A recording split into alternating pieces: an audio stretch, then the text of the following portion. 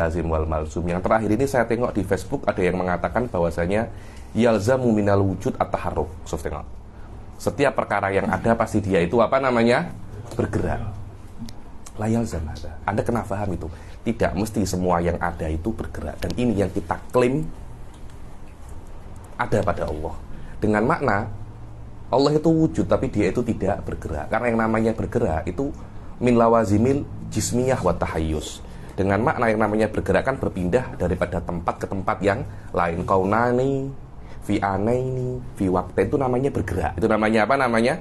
Bergerak. Lah selama dia itu bergerak, maknanya dia itu akan masuk di dalam tempat dan waktu. Dan yang kita lihat, setiap yang ada itu pasti bergerak. Itu yang kita lihat. Dan Allah tidak kita lihat. Sekarang Anda nak mengkiaskan sesuatu yang tidak Anda lihat dengan perkara yang Anda lihat. Itu tidak boleh, dan ini yang kita apa namanya? Yang kita selalu mengatakan bahwasanya ini daripada salah satu daripada akar kebid'ahan. Bagaimana Anda mengkiaskan di dalam hakikat Allah dengan sesuatu yang Anda lihat? Karena sesuatu yang Anda lihat pasti itu hadis. Dan Allah itu bukan hadis. Bagaimana Anda mengkiaskan sesuatu yang qadim kepada sesuatu yang hadis? Karena itu min lawazim, saya kira itu hanya apa namanya, Syekh Said itu pernah cakap pasal ini, tapi bukan pasal wujud, tapi pasal hidup. Yang hidup pasti bergerak. Ini ada lagi yang wujud pasti bergerak.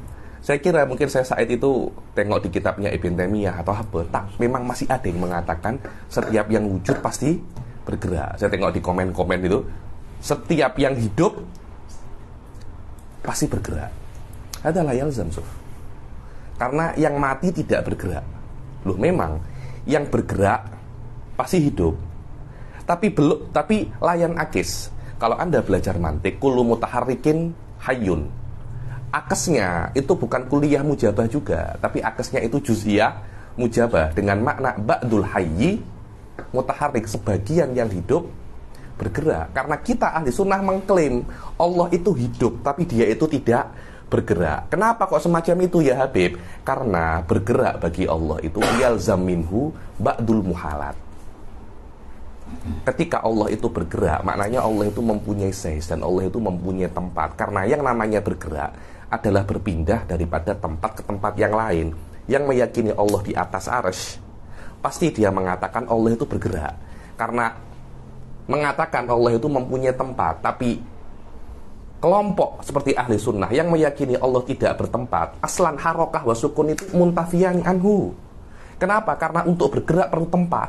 Ketika Allah tidak punya tempat, macam mana Allah nak bergerak?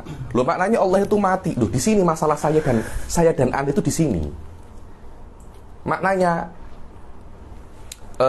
tidak semua, tengok ya, tidak semua yang tidak bergerak itu mati. Terus Anda mesti tafsirkan apa makna tidak bergerak. Tidak bergerak itu maknanya dia bisa bergerak tapi tidak bergerak, atau memang dia tidak bisa disifati dengan bergerak dan tidak bergerak. Seperti dinding. Dinding tidak bisa Anda katakan dia tidak berbicara, karena memang tidak disifati dinding itu berbicara. Itu namanya intifaul adam wal malakah. Hal ini kita mesti memahami dengan benar-benar jelas.